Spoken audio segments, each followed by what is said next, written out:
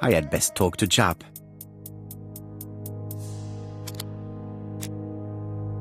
I've listened closely to what you have to say, Poirot. For me, there's no doubt Cust is guilty.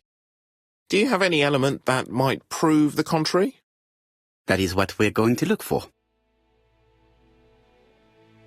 Let us now try and get our brain cells to work.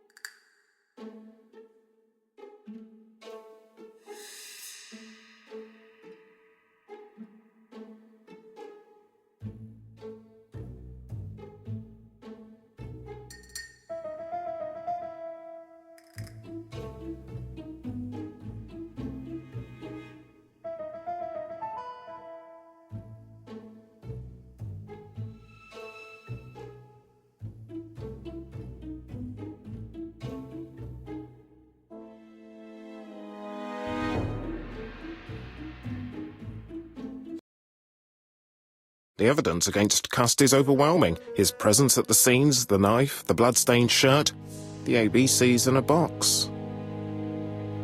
C'est vrai. However, the blood Mrs. Marbury saw on Cust's shirt may have been his own. According to his medical records, he suffers from hemoptysis. The murderer cut Sir Carmichael's throat from behind, and the blood spurted outwards. You would expect the murderer's shirt to be stained on the sleeves, not on the buttonholes, yet we see quite the opposite. You would expect the murderer to keep the newspaper articles about his crimes. But Cust's collection starts in Cheston, as if it discovered the case rather late. I agree it's troubling, but it doesn't change my mind. There's small details that we should be able to clear up by questioning Cust. When can we talk to him? Doncaster is sending him to us on the first train. Are they questioning him already? He says he can't remember a thing.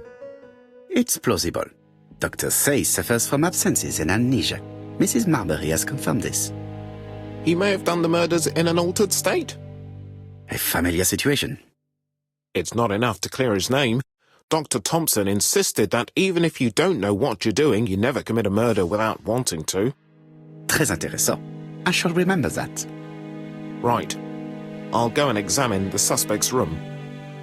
Chief Inspector, I took the liberty of removing a few clues to examinatum. All right, we'll discuss them tomorrow. In the meantime, I'm going to see if you've missed something.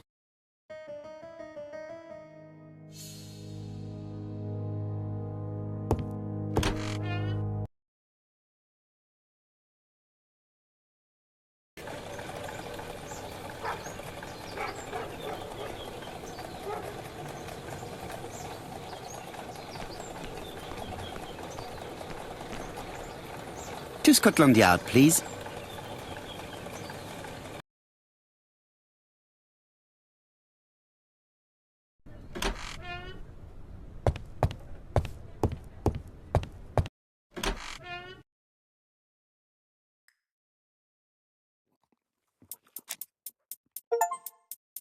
This man is not in good shape.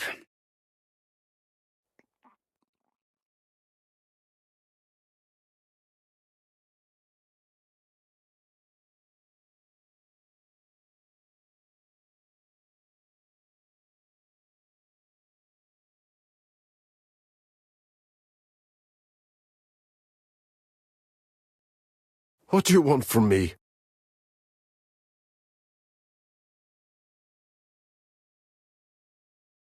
He is worried and very tired, and other police have been hard on him.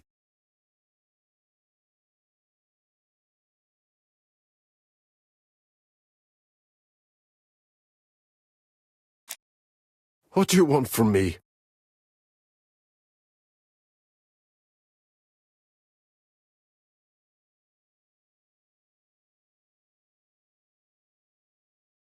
Good day, ABC. Do you know who I am? Someone who's got it in for me.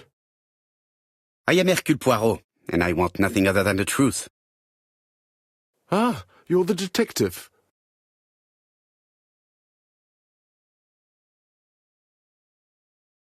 Why did you send me a letter before each crime?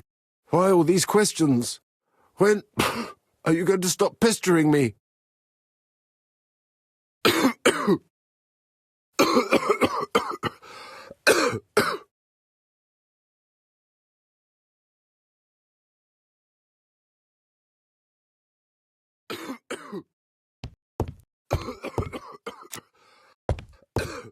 He is in no state to reply. I am not going to leave before having finished questioning him.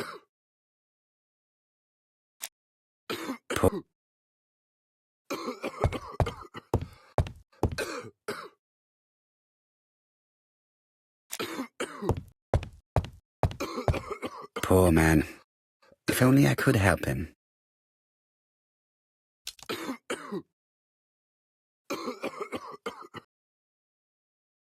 Laudanum, a medicine for coughs.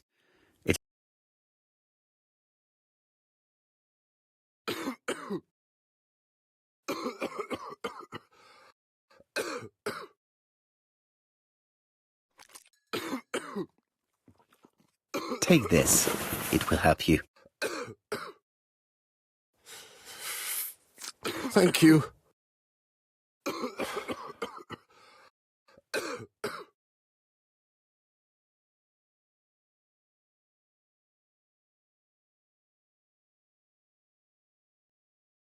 Oh, good God, my shirt is covered in blood again. Bon. I now know where the bloodstains Mrs. Marbury saw came from. Are you well enough to speak? Yes, I feel much better.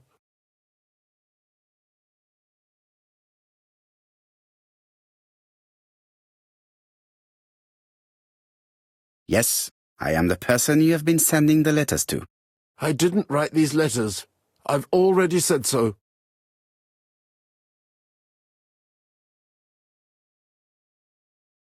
Très bien. You did not hide these letters. But the question remains, who did? Probably one of my enemies. I have many.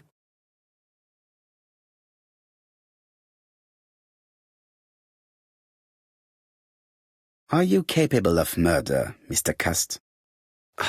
All these questions are giving me a headache.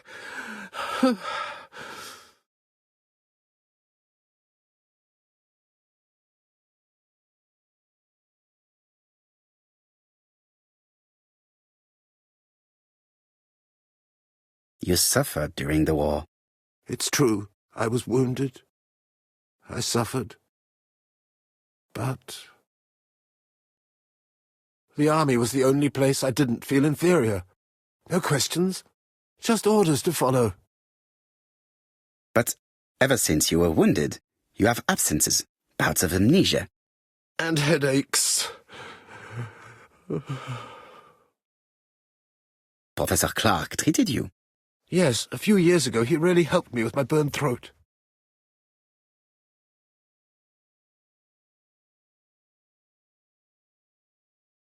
Of course, you never considered killing a doctor who took such good care of you. No, never.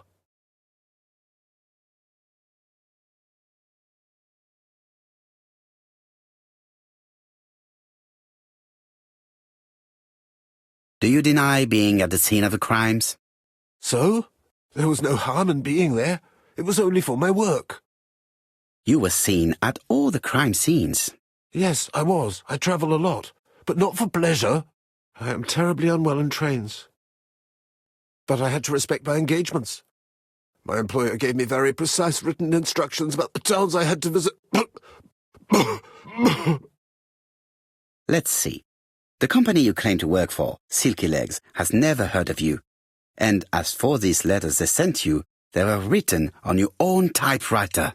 The company sent me the typewriter when I started working for them. Yes, but the letters were received afterwards.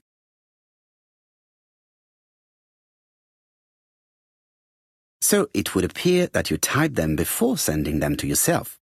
I don't remember. Good God! I don't know what's happening to me. My head hurts terribly.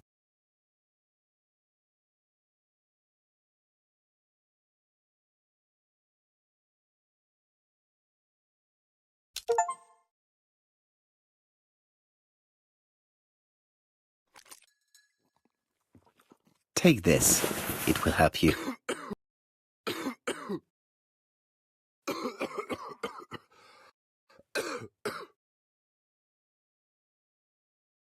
Oh, I think I'll be fine. Let us see, Cust. Look at me. You know very well that you committed these murders? Yes, I know. But I'm not wrong in saying that you do not know why you committed them. No, I don't.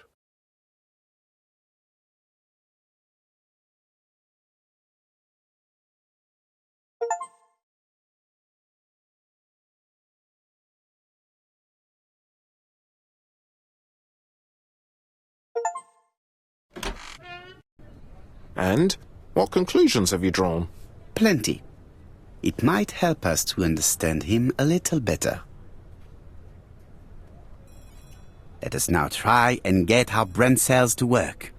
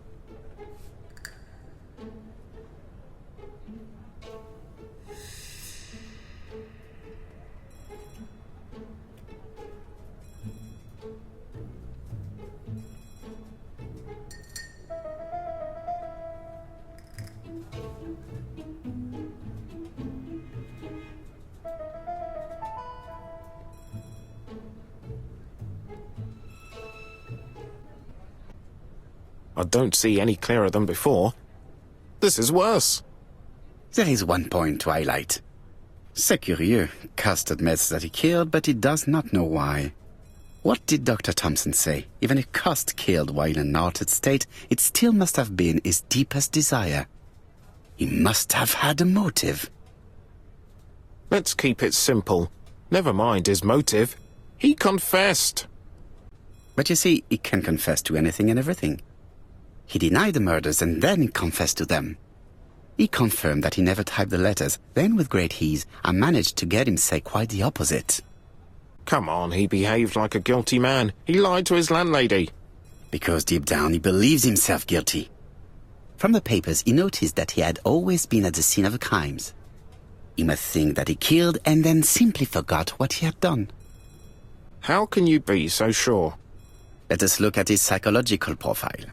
You will understand my point of view. Let us now try and get our brain cells to work.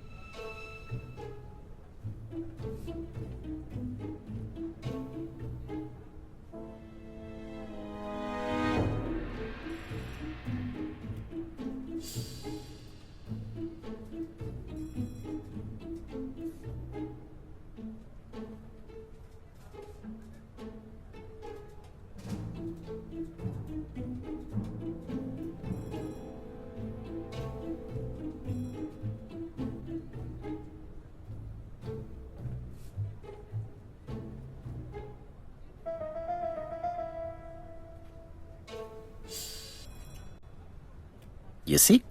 Cust's character is quite the opposite of the murderer's. But if he's a madman, can we really talk about his character? You know very well that our murderer does not behave like a psychopath. Apart from the signature, there is no ritual repetition in the choice of victims. Very well, you're right as always. So we have no confession, no culprit, no suspects, nothing. And all that after 2 months of inquiry? What should I do? Have faith. Just give me 24 hours.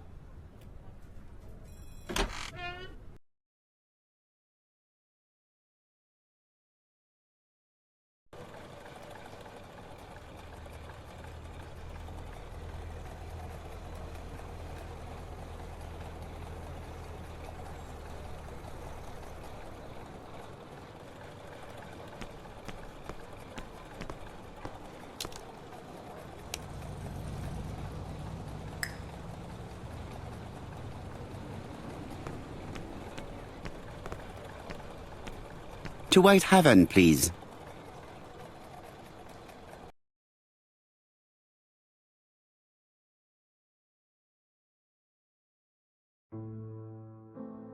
Cust's arrest is a great success for you, Poirot.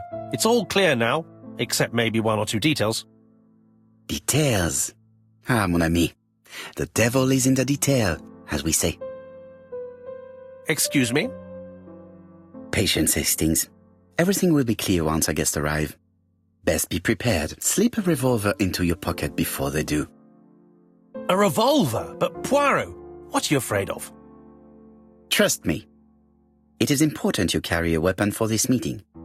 I will lend you mine. What about telling me what you have in mind? Surtout pas. You wouldn't be able to play your role. Wait 1 moment, I will bring you my weapon.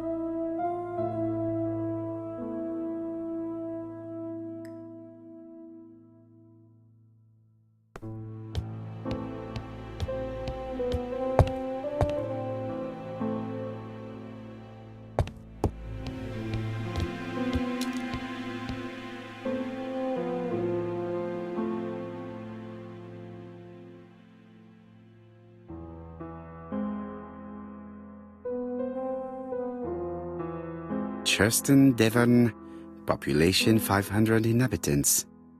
How?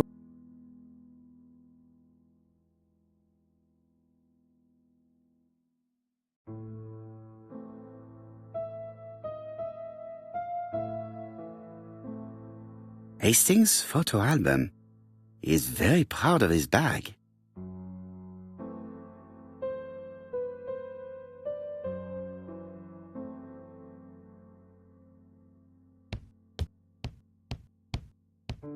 What about telling me what you have in mind? Surtout pas. You wouldn't be able to play your role. Wait 1 moment, I will...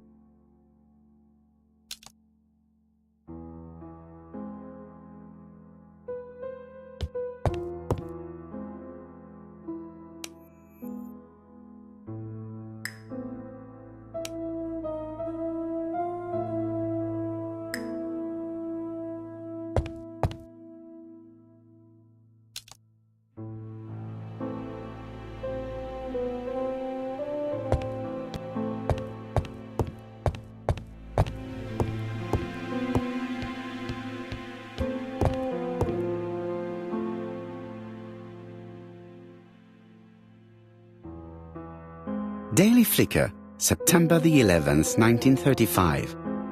ABC affair, Terminus Doncaster, Japp and Poirot arrest the killer.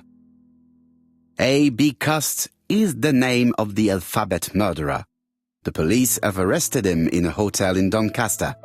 He was preparing to kill his 4th victim, Mr. Dick Dudley Dunbar, the establishment manager. Mr. Dunbar owes his life to the miraculous intervention of Inspector Japp of Scotland Yard and Detective Hercule Poirot. The Lancet, September 11th, 1935. General Medical Journal. The alphabet murderer is not psychotic, according to Professor Thompson. In an early issue, we claimed that the alphabet murderer was not psychotic. Our assertion has just been confirmed by Professor Thompson, a Scotland Yard expert, who has spoken to the prisoner at great length. Not all obsessional killers are psychotic, he explained. It is true that Kust has a disturbed personality and memory disorders. But his amnesia, whether real or pretended, does not alter the fact that he was perfectly lucid at the time of his acts. Therefore, he will not escape punishment.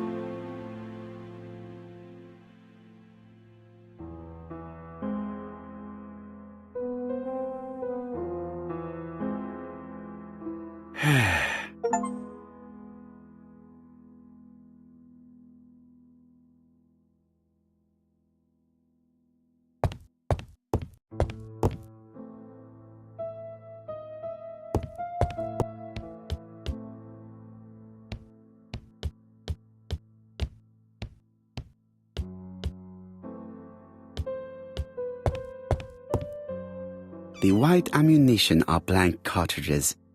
The others are real bullets.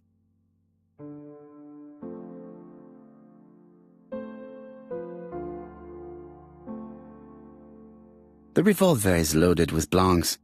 I still have time to choose real bullets.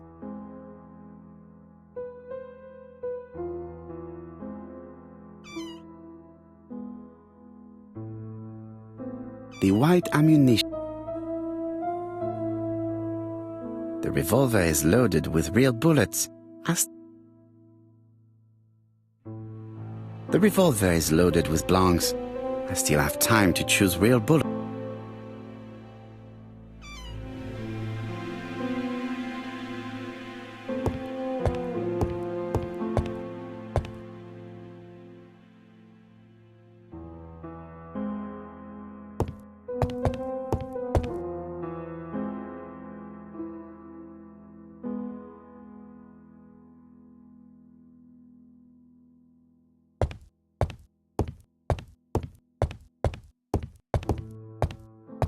What about telling me what you have? Surtout pas.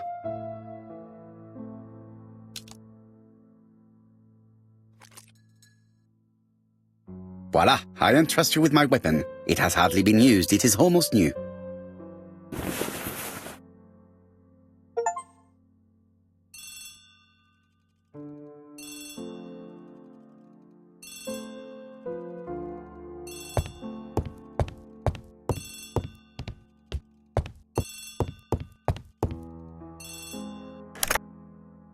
Chief Inspector, is that you? Yes. Sorry, but we haven't found anything. Have you checked the typewriter? And the packaging, the letter, and the ribbon reel. We've only found prints left by Kust and his landlady. Well, never mind, I shall make do. So, are you still going to hold your meeting? Of course, Chief Inspector. I can hear my guest coming up the stairs. Why have you brought us here, Mr. Poirot? Since Kust's arrest, I thought it was all done and dusted. Miss Gray formally identified him, as well as Miss Barnard. Yes, and the stockings he sold are of the same brand as the ones found at my aunt's. This is all true. However, a case is not closed if some questions remain open. And one question is, why did the murderer send me his letters? Why did he challenge me, Hercule Poirot? Perhaps he wanted to play with you, to taunt you. Xenophobia? Maybe he didn't like you because you're foreign. I may be wrong, but maybe by provoking you he was looking for glory? All these theories should be studied. Let us now try and get our brain cells to work.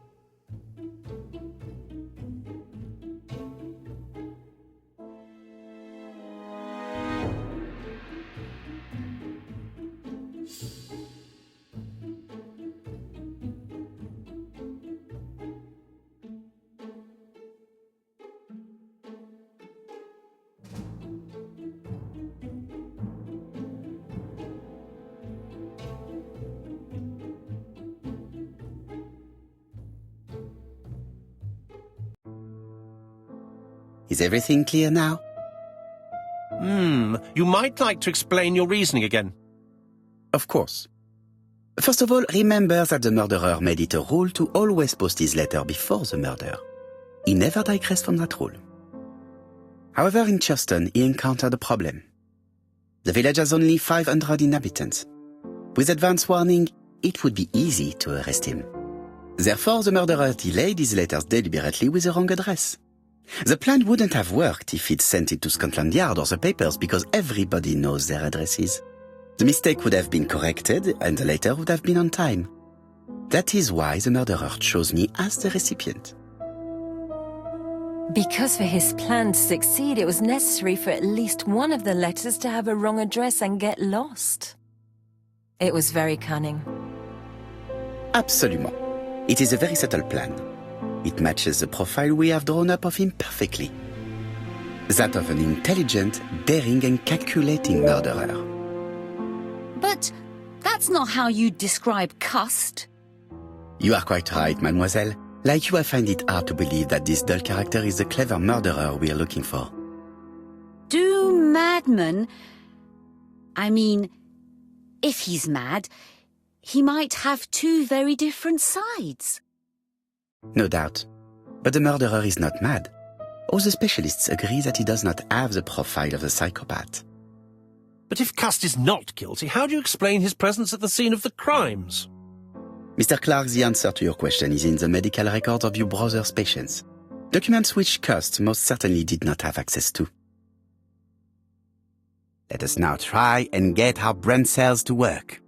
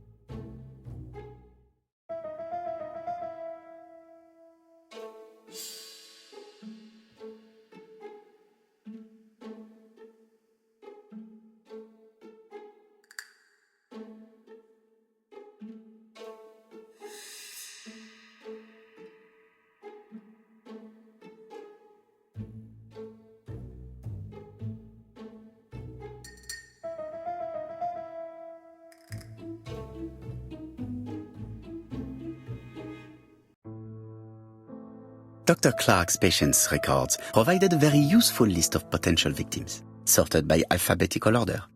The killer definitely used it, explaining the fact that all the victims were former patients of the doctor. It is this fact that clears Cust once and for all, because he never had access to these records. So how did he happen to be at the scene of the crimes? Either the murderer sent him there, or Cust was following him closely. Cust's highly suggestible nature leads us to the second hypothesis. The murderer was manipulating him. He systematically sent Cust to the towns where he was going to strike, so that the suspicion would land on the poor man's shoulder. That's evil!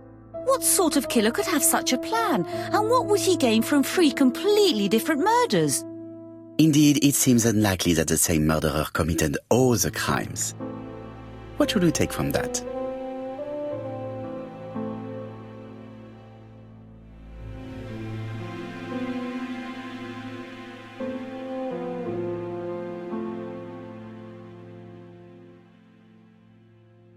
There is not one murderer, but 3 accomplices, who all used the same scenario.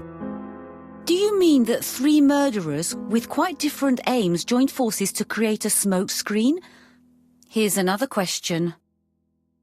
Is it still necessary to find a motive for each crime? And the one in Andover poses problem. Why was poor Mrs. Asher killed? Indeed. It would be best to forget the theory.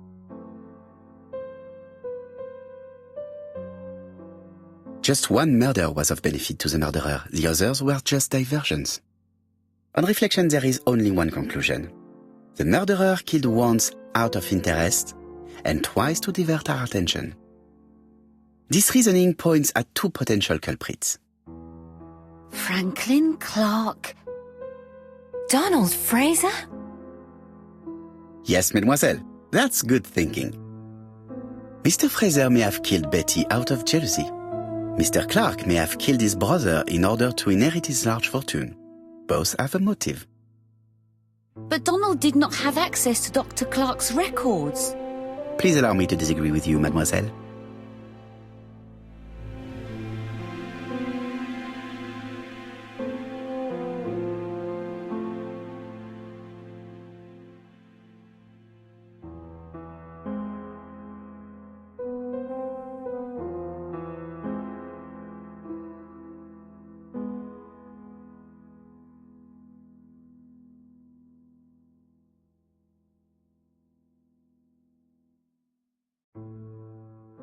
He used to holiday in Tristan.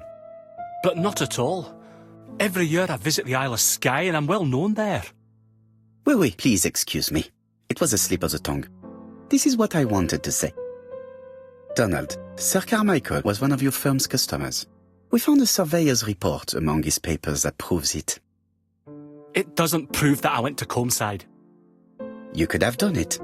And you may have used the opportunity to take a look at Sir Carmichael's records. You think I'm guilty? You or Mr. Franklin Clark? That's ridiculous. Both of you have a motive. The question is, which of you has the profile that most resembles the murderer? Let us now try and get our brain cells to work.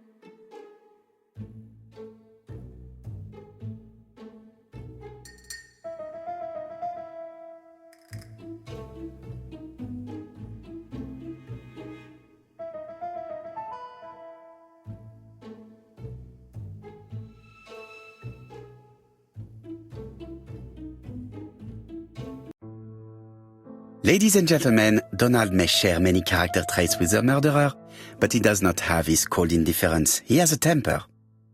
It is hard to imagine him planning anything. Also, jealousy is his motive, and crimes of passion are rarely planned. Right, I suppose it's my turn to be subjected to the same scrutiny. Absolument, Mr. Clark. Let us now try and get our brain cells to work.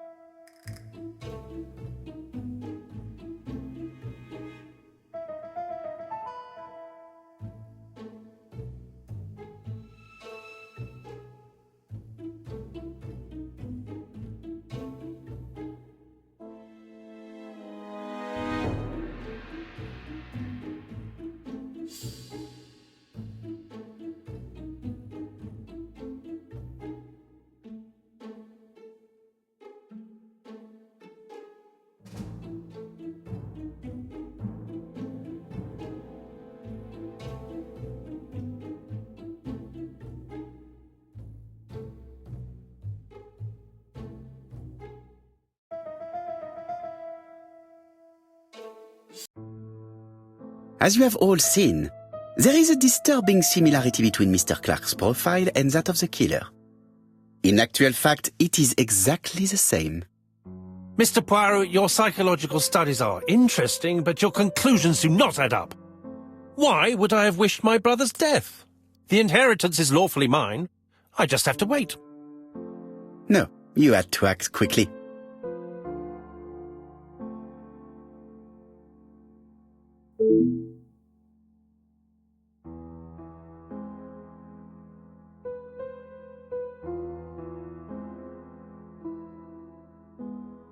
Because of Miss Grey. Mademoiselle, although you haven't been telling the truth, there is no doubt in my mind that you would have found a way to marry Sir Carmichael after Lady Clark's death. For you, Mr. Clark, it was a disaster. If Miss Grey had children by your brother, you would not have inherited a thing.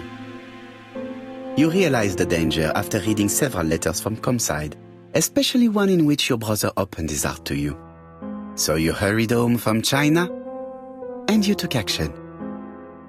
In truth, Cust was no more than a puppet manipulated by the real culprit. You, Mr. Clark. Such an imagination, Mr. Poirot. In fact, nobody manipulated Cust.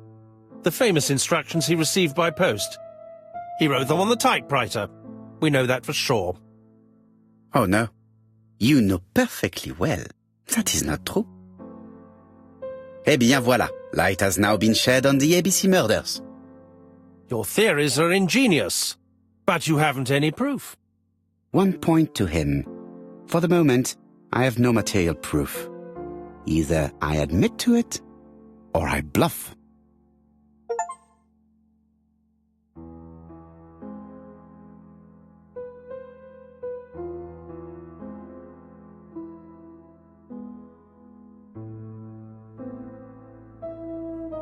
One thing proves it. The prints you left on Cust's typewriter.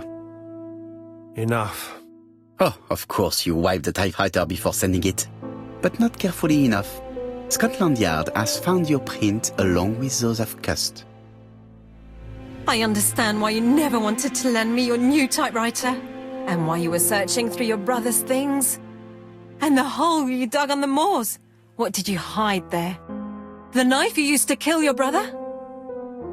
Game, set, match. You win, Mr. Poirot. But it was worth trying.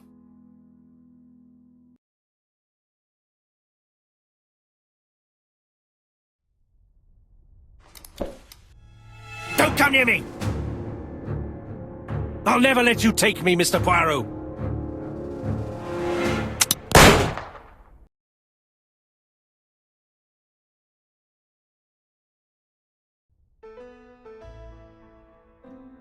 I'm sorry, Mr. Clark, there is no easy death for you. I expected your reaction, so I used blanks. I'm sorry, mademoiselle, but your second chance has been lost. Franklin Clark will never inherit his brother's fortune.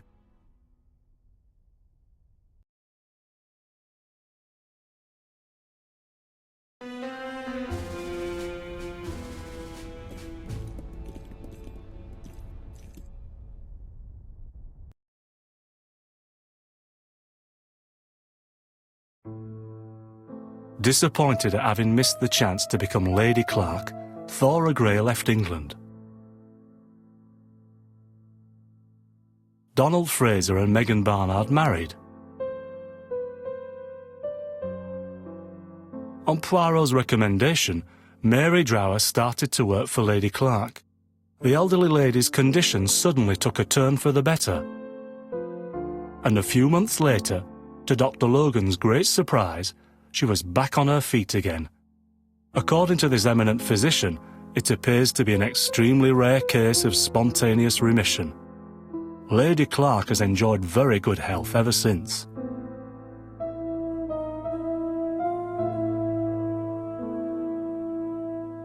Journal of an Innocent, the incredible story of ABC. As for A.B. Cust, after being advised by Poirot, he made a great deal of money by selling his story to the press. And as for me, and with business booming, the Black Swan has become the #1 tourist attraction in the whole of Yorkshire, even more popular than York Minster.